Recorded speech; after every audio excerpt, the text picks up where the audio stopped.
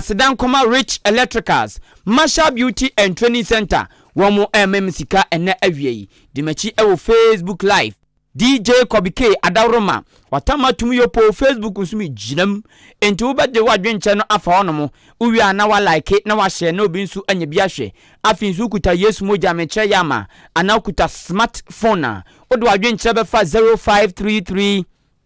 898915 0533 8915 text message and a WhatsApp na majebre Ahenkan amount kaise information centers ebru aduonum kwadusia kase ni de ene nhwam nti wo majepene e fa no life ebi obono mantemu asante mantemu na dodo na ewo epoye mantemu na epoye mantemu no kakra me bobo so akire eye Ochinanti information center ewo achim yawsewuru akwase wo information center akwase wo krom ko some information center wachim achiase God first ewo achim betenase ewrade na ye wachim apreku dimpa ewo achim asene mempa asem I don't like west ewo achim asene adwempa information center wo ginanko eno ojama not mensinumu ewo bono mantemu kan nyame information center wachim achekrum David ba ewo achim kodwokumi osono ewo achim esem yani da so na ewrade ewo achim krubo asede Yesu tumi ye ewo achim jaha aguna twafo information center papa no gaga to God si obetwa wachim abenase Peace Information Center wachim batabi eno sewa wachim anyinase Adum Information Center wachim akeka no krobo Tokua Information Center wachim odumase Chidom wachim adubiase Sumnyame Information Center wachim chirimenken Nana Pia Information Center wachim nyankomase Dai Kingdom Come ewa police vo oko achim okumani abuabu aka abonhwa womsu kase woma giatum prekopa womo efa bebre keka ho ena etabri no life me din edikwaku enin kusi buadum afinsam no ni nkyeremu ene ni fitiase eni Ahenkan FM what wasum na otwi a etwamu na wieye ena Voter River Authority VRA womo na hwe akosomo dam no so baabi agana ni nanya anyinama hodin efri mecha electricity womo koko bie dam no se ayama dodo tisi woma mia ebetumi ama anyinama hodin po ehun nsam ebesi akwan sisi a enu ntine saso ntise de be ya yebetumi ato akoso adi dwuma ewo akosomo dam na yakoso anya anyinama hodin nti empenfo ko bi ho emanso no bi firimu na bi no mko bi ho nso kakra bi na womo bia ma na pie no akotwia fa adihye tebemben akosomo dam ya ebi wo fra mantemu ebi wo asante mantemu ene bi nso ewo poe mantemu a edi wo munya papa enkamumpuni mantemu nso ka ho we nam so ama asem we akwakoya asem kese ewo Ghana ezanze mpempram no ken enipa beye empem aduasa eko ene wo mo aka ene wo madan ni na enho akeka ewo akosomo dama wo mkokọ be ho we nam so ama asi akwakoto emmoa empenfo twetworo ni ntie ene ekwakoboa de hye wo mo aka adwamu ezanze nyoma no atwa fa nkofo na ma wo mo nyen edekọ enkofo enhyama mo de koposo edekọ engrofo ntade wo mu enkrata wodro wo mu sika enso na twisuko afi dan po nipa no bekuma akoda nso enso no amene no enwema wodro ankase ama emukra bia mochri na enso na yiri koma yese obi amefa no funu mije mefunu akwakoya asem kase ewo akosomo ene ne mpotem we nam so ama Assemblies of God asafono so esi asemi ati wo makumem ati wo nsunum na aye wo ya papa ne saso nti Assemblies of God asafono atebrisika 20,000 Ghana cedis titiska 200 million edi akwakoma wo mo aka adwamu e wakosumu enye no nko Assemblies of God asafono kono wo mo sanso efa ne maka de nketenkete bia onipa ni tutuka ni nsema obetum de twetwa no ho ama nasum adwo no kakra nini na wo mo de bi eka ho koye na abra wo mo de nyoma ekoba ya wo mo yesem twofo nhemu ena General Superintendent ema Assemblies of God Ghana Reverend Stephen Wengam edi tudwa kire se ampa ade asini ya wo mo ya papa na nkombe sesenka oman mpo ade ato akosomofo yanya ne se putupuru ade ya nunti eye state of emergency nanka obia ntwe nani nko no mo ne mpe emmoamo wo mo animanim ya se de beboa ama asomdwe ene ahoto edi abampotem wo no mo Reverend Stephen Wengam a oye panyina otu Assemblies of God Church no ano ewo Ghana ha ebo mampani na adodan kwakufu ado abaso pa ene afi amanyofo akandifo honhum bia etu mrika akosomo dam ene wo mo aka adwam akodinsa woso akohye wo mu nkran wo mu nina no Reverend Stephen Wengam ebo wo mabaso amansu yiri aba Volta region east in Greater Accra ohwe ebi nsida ano ohyepa nkomo bebre omodan ebubu enkola ne ma bebi omote na se omufi we sanse nsu yiri na ano ohye already na economy nyamo woden kakra we nso beka ho na kire se de ha bebre abre Ghana fo ewo sa biayi na ebedika ambo e president abaso enye ono nkoa any other political leaders of other political parties omotumi akoho edi nkranhye sem afenso asamso God Ghana yentumi nhwe senior crofo obi omoda nsuo no ebubu dan ma bebre eni bebi ombeda eduno mbedi no yenso ye disika 20,000 Ghana cedis ene enduane ne nyamekeka ho ebeboa victims bebi enso yiri no affect won no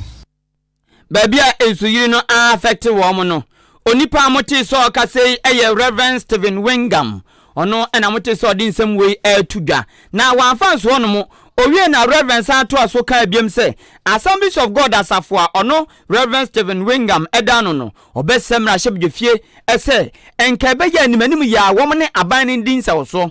na nka yempemra bia ebebo ensuyiri saa nyamanema atorenchem impofrimu na aba saa nyamanema yempemra bi nyina so bi Ghana ni na mamra no beje atum na empepi no ma bi seisi a yatumi agina so atuwa na mo Reverend Stephen Wingam asaka ni pain se Nyankopon adum Ghana nimdie bebre technology any science osi bebre wadum ye sanoma we papa ne woni patwotwo ro ne ntiro Ghana anso a ebi nso akọ school akọ hyem kina ama se technology ni science de udisi awrade yi obetwa ni se ten science wa bin wom papa na nso sofu pani kire se technology any science ashan grofo trimu ma no wom de hyomutum ene efu dwon keke ena wom de nam keke airbo life emfaso bi amaso Ghana ento se woma Nyankopon adum nimde ya technology any science abom trimu ma se bew na mo hu nimde no momfa ngu akwan mu momfa nto akwan so momfa nya bibi sade bia so beba mfaso ama oman kronkron Ghana ode ne kasa ebe na wiye no ena osa Assemblies of God de wom de omamu ni na ye ka asafom dwampaye pa Assemblies of God untumi ngan yi wom mfrim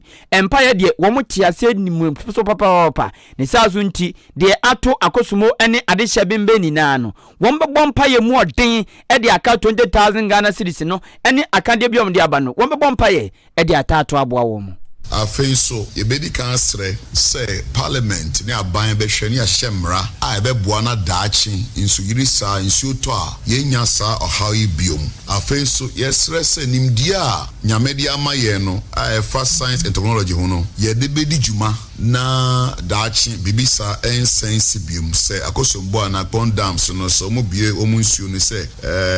ya enkoha amanfo bebre na ye asafo a empire na ewo yen Assemblies of God ye wo yen fi Azusa Street revival happened with US around 1914 enunti ye the empire pa empire ma omo a misuyiri ya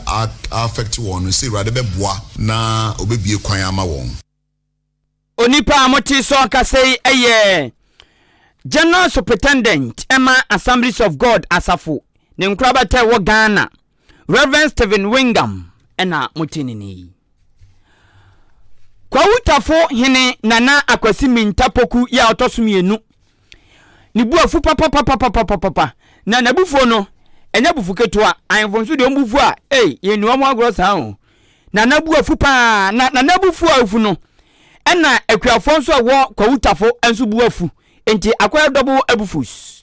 na abufu mienu no maka bom na owo se de kwa utafo emnasepo ayehye nkofo mnasepa ene nana kanwa wo adwala ya enya asem ketua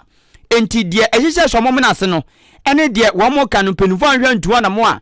ebia nana abufo ni akuafo abufo nzo ukamboma enya sempa ewo kwutafo ewo premantimu wo ma asem ni na ene se kwutafo ya ewo kwa east mansimu ewo premantemi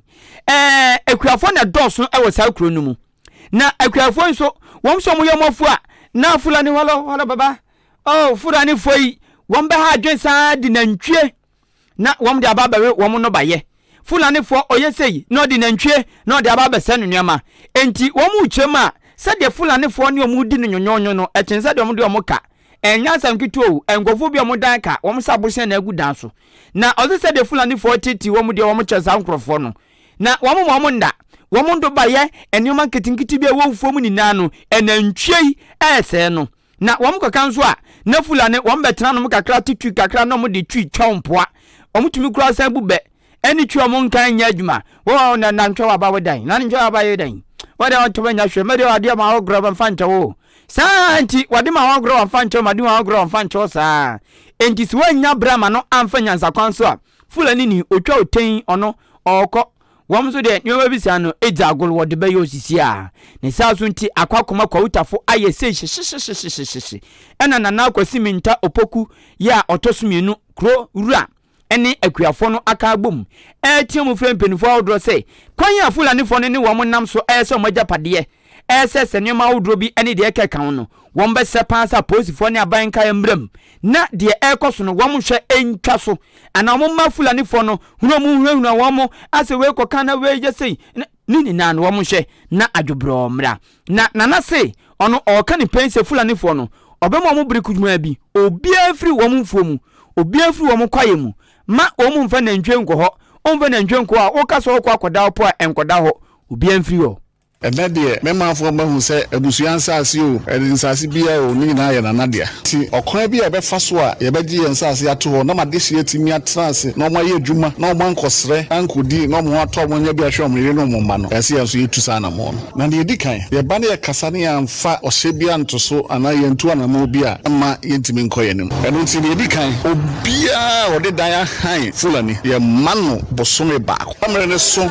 na ye hwehwe kuro bu na se fulani fo nda so timu a ofie wura bia no tafoman ene ni bibia ye bio kan hu sasa no so no eye me na nanom dia me bedi ade de me ne fulani bia nto kwotafo asase so ana mo mahye hu bose mo hu se ya mpase ebuo bia ni kwotafo ensase so a mudi yenya ye de se pikua ana ye de ye ekua mesra ma de se so mo hwehwe ba bia ebuobuo wo a na ntwifo no efiri ho ba be di esase mu omo ma ye hu se mo firi kro bia asase so no ba be di ha ye ne ohwe no ebe kan ye den eni amuti yei eye kwa utafo manhene ene nana akwasi minta opoku ya otosu mienu eno achi ena yaman boni ne assembly member wo kwa utafo etia among from electoral area unimnyamfo James yaw afre ekasa ena no so chesa mpo fulani foi se wo muti hu so mo de enwo na srawo so mo de den se troka wo mo zo omaham yo mo de enti assembly member say fulani foi uyi se mo se wo mo ndo baye wo mo di na ntwe se wo mo japade no baye wo afuo mu to nkyanya eye ya omu hu mape no mo bo ema ni nyia se oya ye no beda oya no beda sa fulani o threat no udi agro sisi anso ombe moa ade ade amoa no na panya ni agyawo na ona wo sin no uti anyeye na okohye onyema obewo bonsa afia akoda no nani ahesta bi na ni tinwi ayatroka ukunu hwa akoda di on se adwaya nti akoda ho a oyega na niba oyega na niba na afi uji hono na hu nsama woka weni na wo mo kyese bia sisi bebre ewo mpatam wo enti wo mo kyese fulani foi uyi so mo se no baye to nkyenya wo mo san hurahura ma ewo kwa utafo ene ni mpatam se wo mo ne omo ebeda mo beto mo na wo mo kyese weni na yade a ekoso assembly member nso de ode to so fa ho enie ayene ye kuro mu hene ahye brisi ni kodan yasam tintin ni tietie nyina ne se emfie bi a atwam na fulani ni nantwisem hayen ewo kwawu east ni titiru ni kwawu tafo e de ohaw bebre owuo ni e fa ma wo nwuram ye twa bi nsa na so ye tena se a dodo mu no ne ye kwakohu ni se yen so timamufo no ye ka ho bi ana sai suma mboni we nyina ekoso ye ntimi ni furanifo entena efiso awudisem a om ne yedi ene asase kakra ye betimi nso de aye afu na ye nso ye nya no baye kakra nso edi ne yatimidi bia ahwe ye man nso no yenya ntinye ye ka kire wiase man nyina ne se kwa utafo na nanne ne mpanifo assembly members ne ye ka ne se ye ntimi ni fulanifo entena ye ntimi ani fulanifo entena we cannot stay with fulanis onipa amotini ni assembly member wo kwa utafo etia among from electoral area onimnyafo James yaw afre na no kura no na kuafo ya fulani foi di enantwie se wo ndo baye na eya de atwa nsum kura ne se kuani bi yefo ne so ne yere ya Fulani ya pano san hwenu na yire oya ya meto mu na no won so de Fulani fo edi omo afamu pen de omo de omo nam ene de won pese omo de yomo ni na no won de tu yanim Omadi and dishes are singing Nara as I send a wood dear body or so. Abusumi see a cobusum or chepe, na honey what you did. A 2 men can back one won't mean so. And I name Fulani for us. So my genie, I may say, Omu Grumpono, Omu do a boom and Boko beton. Omaka Kuma Sabeka Crano. Ye in Bacomo, best up on the choice on me a dream and pa a drew. This is a quote top one thing and Sunny at the D. Oko Dream additions are say, and the more for na in the big dog or common dear. Yeah. Obi oba be soja oba soja na Ahenkan. Jame kwan na o same ho. Nyame ayo wadom aba bedu Ghana Koutafo Eastern Region. Na wanya baby du na ntwedidi akra tumi ka che kromani sei. Ye be gem asase kora boso ye be yafuo ampa so se Fulani fo ne yafuo. Ema wo mu no bae kora bosen wo mo. O ma maami a otinini oyekuani ewo Koutafo. Na onyene ba ko so bu afu pa wo asantemantim we de nya poemantim asantemantim eno so bosomtwe abeto ampeso aso mansiri nimu na mewo eye kura ye fe no kokodei man hene nana kwaku achampon otoso mienu nana bu afu pa se kura otim obesore anopa se wonama acho yu na ba ko tese de o na ntia techem adenti a emponche agya nan ahye kro mu ma titu ni anopa emudia mre ene dia niawo emu omre ayi mix fraction nini na bembem fom ene mo emponchinti ne saso nti nana kwaku achampon ya otosomienu sei krono aya ne dia nana no matrankonya anankonya no so wo mu chimponchi yosa ne saso nti ogina nana no mutumi so agina tumi akuta ne se krowura aka che na de hyewo kokodei eno no asantemantam ni na sei oma wo mo bosumi mako mienu nese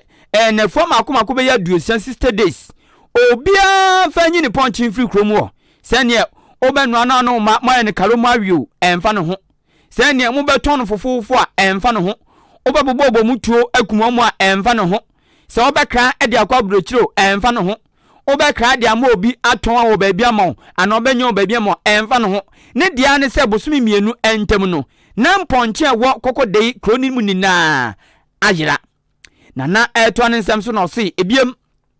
oba kronumi waba be bom puntuduma papa na mpuntuduma sinani so ne de sinani so no emponchi de kwan omde ne nam so no ahwa mponchi komo aponchi na aponchi agu nani mu ase ne saso nti oyi nti wahwe ni na afi na kwan mu no anya kwan aye na adwuma o se adwuma oba waye bi ene se okokoko de wono mu a ensuo na ho den papa na so nyame adom ni ndie ne nyansemu watumi asiesie de asese pipe asese ene foforo bi ani wono wasisisi ba komienu bi e de amakoko defu a ensuo hunsem wo mu ni dadwene na denti ene opeso okoso ye na ade a mode mponchi etwintwa na namu nene nana kasa nso de omafo no boje no so kyeresa mpa emponchi a wo kan wansem ye foa so wo mu ntumfiri kromo no medura na pa okwa kotoko kwa otoduane akuta okro nwa ponchi agya na ebu onum sense agya na oduro mu type so ni na bia fom na mponchi nti enti nana se busumi mienu obi afanyi ne mponchi emfiri kromo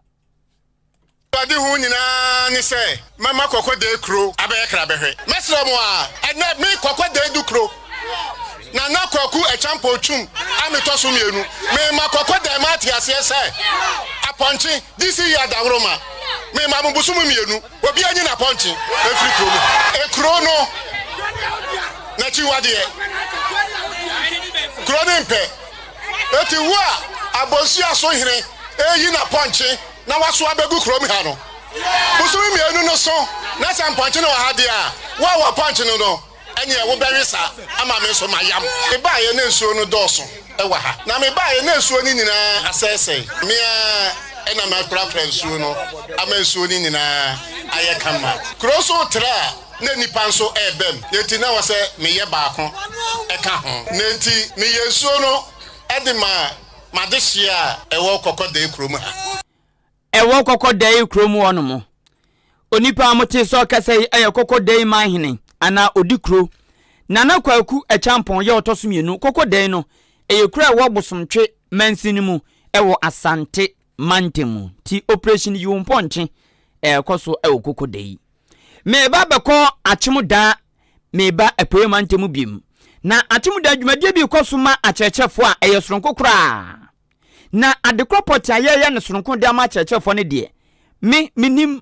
ne saso nti yama ne boni adwempan ne kofi mensa adwene papa na papa ndi wanim kan kopiem e wa achemo dan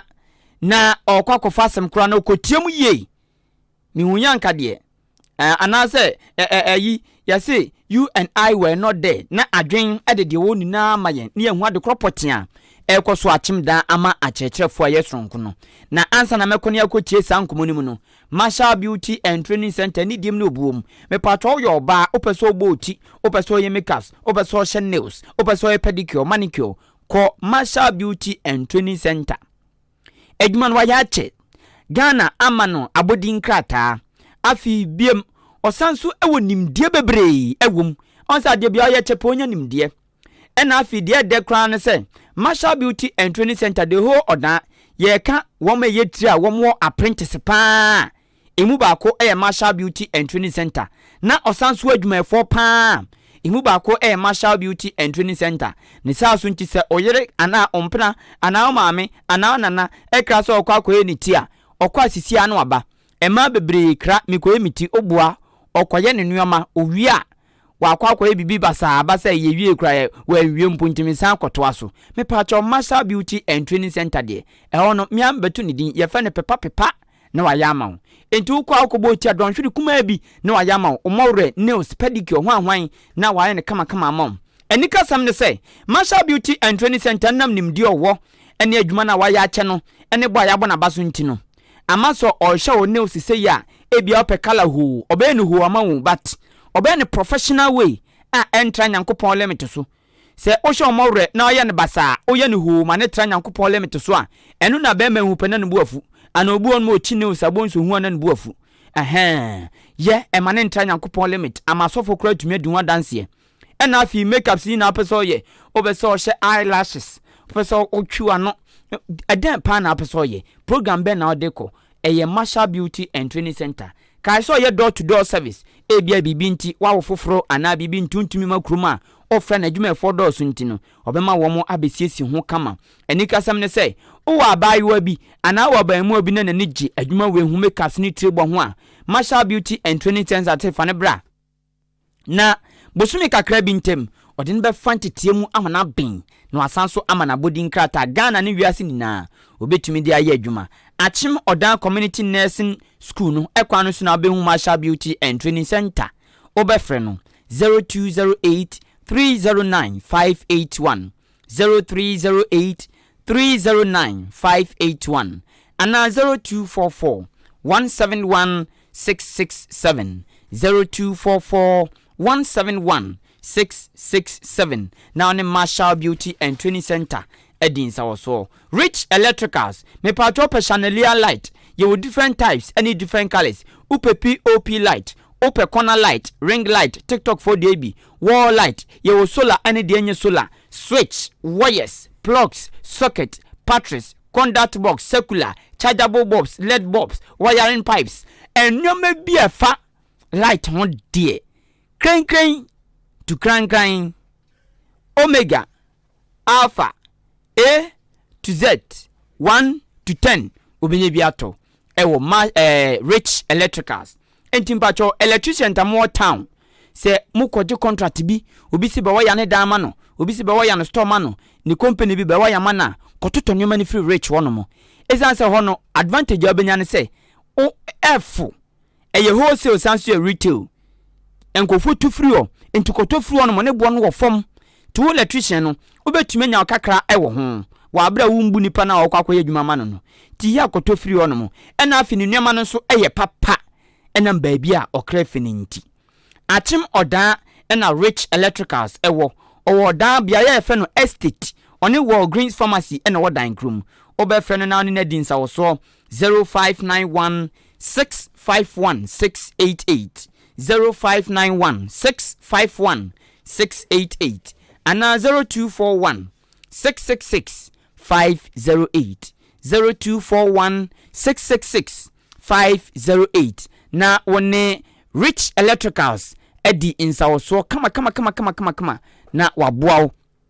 ama ade bia opebia no wonsa aka ewo enyinam ahoden ho meka se wasugu so ya wutie awia premtobe akan kase ewo Ahenkan FM what wasum papa no for adwenkyerɛ fa 0533898915 0533898915 text message and na WhatsApp making kind ama ofenchim and na afi so ko Facebook live DJ Kobike ni kujoba fokoto adaroma wo matama tumyopo obehwa Ahenkan 93.3 FM kyerwadwen like uwia no ahye na obi nso anya bi ahwe making kind ama fe afi mame nko achim odan eya Ahenkroma Brim Central Municipal Assembly ewo epoye mantemu ene se oman Ghana ewomi nimde dodo na omanfonya ede omunyuma nya sika go mbotom no eya akyerɛkyerɛfo ene bo a wo momunya enu nti akyerɛkyerɛfo de yensiom fom kra yensiom fom na eno ena asami ken se de bia akyerɛkyerɛ dwumadie no bekoso ebetu hwa ebeya akono enti yeso ko achimo da dwumadie bi koso soronko a eno no ye yama akyerɛkyerɛfo na yamane boni adwempan no kofi mensa dwene papa na papa endi wanim kan se dem di nkan no wakopiem ewo ho menkwa amaso na adekropotin a ye yama akyerɛkyerɛfo no onvantu edwa ewa achim dan conference center adwema ha odan boko de mo hello mo metunka adwen yanya ne tie se dwumadie bi koso achim dan ye yama akyerɛkyerɛfo na eyeda dia saa na tie ananjemu fufuro bi wono ma fa bomen ene matiefo meda se menia bema na yema atiefo nyina akwa ba famra Ahenkan 93.3 FM so na afenso no yama omu nyina akwa ba ede aba ene achemoda Methodist Conference Center sade asem no bo ne tofa no sarvepe na menia bema etie ne nyina ne se ene eyeda fonda ede ma akyerɛkyerɛfo a ɔno mo bre mu mfimfini mansini mu hanom etan sɛ yɛnyina nim sɛ hini meboso me ne yidi asi wɔ no ma ɛyɛ ne de toso enum bia ne yɛsɛ akyerɛkyerɛfo ani monyam wiase afa na nyinaa na ɛno na bre mu mfimfini mansini no abedwakɔ mo hwɛ mu masu adwumadi ntotoyɛ so ɔmo ekika nneɛma ɛpam ani no ɔmo kyerɛ mu sɛ ne de ɔmo so yidi asi wɔ no ma ɔmo de ɛbɔ akyerɛkyerɛfo aba so san sɛ adwuma ɔmo di no de ɛboa ɛma ɔman no kyerɛ akɔnkan no ayade a esombo pa enunti na ebehwe se ombebo omo so abaso na ohwe ene dwumadi na timi se twetwe ni ani ntina kukudamfo abepiem awo dwumadi ase a enye asemketoa na de tie ene se wei eye bra edikan efiti afempie no ani du mienu emu 2012 wɔhwɛ ya wɔyɛ dwumadie bi ati sei ade hyɛ akyerɛkyerɛfoɔ animuonyam enti wotumi akan ahunu mfi dodo a adie ansa na yɛsan so ɛhwɛ ma dwumadie bi sei akɔsoɔ enti yɛade akyerɛkyerɛfoɔ ɔmo ani agye papapapa ɛne wɔbɛhwɛ a ɔmo nyina atwa ntade ɔmo ahyɛ na agya bi mu dada ɔmo ho mfonyini kɔ so ne adeade a ɛkyɛ sɛ mpa akyerɛkyerɛfoɔ no nei ɔmo ani agye a ade a anasa asema ede na wonum atie na kukudamfo bi ne mu a womo edo mo nyam beta dwumadie no enso achi no yade se opanyini a woyam na sibe dwane de ma de hye omo achemoda abato mpesua so onimanyamfo Alexander Kosiakwa dwumadie yi wono aka ho ebidi mu akotene na eba so nanso na campaign for hwe nanim so ba bepiem na nkode nanim nyam kase no abeta akiri nanso wo kyerɛ sɛ bibi enti yenyina nim adwuma Ghana yɛde ahyɛ ne nsa na sa achemoda abato mpesua so yɛde ahyɛ ne nsa nti na kwa kopie baabi a wono ntimi amba nanso no yɛse agyantifi no apegyafo wonti no wɔsoma na namfo ɛmɔ mo baayɛ a wɔmo de wɔma no di sɛm nyinaa ne deɛ MP de soma wɔmo no nyinaa no ɛde atodwa na wotie nsɛm ni mu a na ne nyinaa no ɛyɛ abasobɔdeɛ ɛna wɔde bɔ akyerɛkyerɛfoɔ na ni agye sɛ dwumadie bi sɛ ɛkɔ so ebiem so wɔne ne ho sɛ dwumadie bi sɛ ɛkɔ so na wɔno antimi amɛtena adwam ama dwumadie no antimi ankɔtɔ na so akɔpie baabi na so gyidi sɛ wɔni adeɛ na so ne kra ɛwɔ dwumadie no ɛnso ase ɛno akyi ɛyɛ ɔmampanyini putufoɔ panyini presidential advisor ɛyɛ onimanyamfo ɔsafomafo ɔno deɛ sɛm na ɔkasa yi wɔte adwam a kyɛsɛ mepie no na ɛyɛ adeɛ sɛ wɔbɛgyina simpie ne apa so a afɛ na ɔde n'ano di sɛm nso so ɛba bɛto ɛyɛ agya na ɛyɛ adeɛ sɛ wɔhwɛ anim sɛ Poyamantemu Swafon, when you first set Kwame Tampon, so Kobabi PM or Jumedian Ase, and also Jumedian before Frubi, the Naku PM or Baby, 120 Yama, and so on, so it's me an empty4, so one Sombra, not one measure the air cost. After a Yama Victoria, I do a buying an Sini, I won't be so. Hello? Are you at your One also at your drum, it has on the Jumedian Pompons in an Ebekas and an also, and I see I want also at your Juma. I want to do a young fan and no disem entry daddy, now so not your shutter blade, Semono, or with Medina Simpiana Persona, what did you medino, not a quarter, say, Eddie Amayanin. Now, and then no Ube Pimu, a year, Brim of implements in my Musia, Asher, Ma may Pemina would share a year, anno, a year, or Esther, Quay, Soa, and see another. Osha Basobody, not a chip once more Akan, just Mamma Bonomody Pa. Since 2012, not a finished immediately air Koswa, not just Mamma Aya, the one and a pound for a Basobody and an air core Eddie Amawomo. As some people at that and at the chip of Basobody, you may be so and say, for Takasemono or the teachers we need for the education we want in the Bremu Municipal Central. Not just at the chip of yes, near. Na abuama mumasua apiga ewo epuyamantemu enfimfini Bremu Central Municipal ni mu no otrese eno enenam so ama mo pese mo se wonu kran na no timi aboa ama mo akoso aye adwuma esom ebo eti menua system na okase die ene eja ye wono mo ande dikete kakra ginan na ye di asaka kra na eja nyumtofo ba kwa befam na ye di asaka kra na fe ene on mo ende pa enti anyumtufo ben sa na ayo muti won ma ya no mo de ba fam na chichafo atwa mo na ase akra no unim se ye ba yen patam ya no ma Bremu Finfriman Simianuma, you would need Baku and my Yen in Wagro, a year or a comavo, and the Aja or no, at the Tawankana, Jabano Beckham, after a school, I would do a way and Patamia, secondary schools, I would do or more culture groups near the Adeno, or winning also Abby Pimo Hanoma, and almost woman on Sadi, Kakra, and T. Many of you see, make him say, you imagine it was a cost, and I imagine pompons, only the beer, a jar, and some poor running in our no. I think yes, you say you be drew stab, ya one of Motis idea, you ever cut your proper quemu, did you imagine it, tata, and Jenche, you be said, imagine pompons, so now in the Debeke Chino, Yashania, the Abbasson, your T4, and you may know, Akan, Kasiebo. Piao, I dream more any Juma, Medas, papa, and a branding Jimo, Yasumi, Yamin Mo. Yamin and you know, so have some for a while, Yambesho and Yumri. No nyandobu nshira enenkwa adwempa hinu kofi mensa adwene papa na papa endu anim kan na mene kodi nkomo efi achem odan conference center dwumadi ekoso a eno ye yama a teacher for Brim Central Municipal Assembly and Moni Adwuma Education Director a wo Brim Central Municipal Assembly oba besiamu a nyame nshira yeso na aba ehye dwumadi be mfie bebreni no monye mo mentua mensam soy. Former Minister of Science and Technology, Obenfo Frempong Boating. Eyen hwehwemu na ode baba tu dwa se galamse a ekoso mamu no abemu penfo bebre ahyehye akire MCs, DCs, MPs, ministers. Ema ya odane yempotam yanum sei wo mo bo MP ba kudin wasene ma so akroso oluwa se o ka ho bi eni penfo twotwo ro bebre onabu kodwopon kuma sei yesi ono so ka ho bi empenfo bebre Obenfo Frempong Boating bo wo mu din pen eche nyoma wo mu je nina efa galamse ho a o che se nokre na amane we beto odwa no enwusima ko bebre sansa kodu Attorney General so ko ye ne hwehwemu no se Obenfo Frempong Boating amane ode beto odwa fa galamse ho ya awbobɔ mpenifo bi din no o se ekonko hunu ade papa bia anim enyina so papa bia anim otuni din se empty report na se report no papa no o kasakasa ho akeke enso hwi nim atentehuro ni saso nti de o ka kwasi ni nan se bogus report ya mfaso bia eniso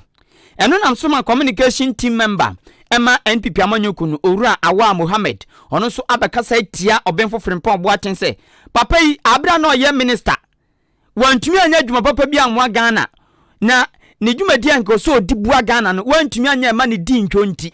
ena ofri aban mu a oye bibi dia tete nanim as obo adwuma bia ma enam de report aba penny way to galam say penny way yesi o say he wanya hwe abro oteso se minister no wantumi amo man Ghana enti na ne ofri adwa so a se ye ni wo se ye danyo anu nti ode esanu mani na akekabu mode amania ba amania emfa kwam enka no kure bia edi gumpenfo bi hu fin keke no ye ntie de Awa Muhammad kafa obenfo frempon boaten ho.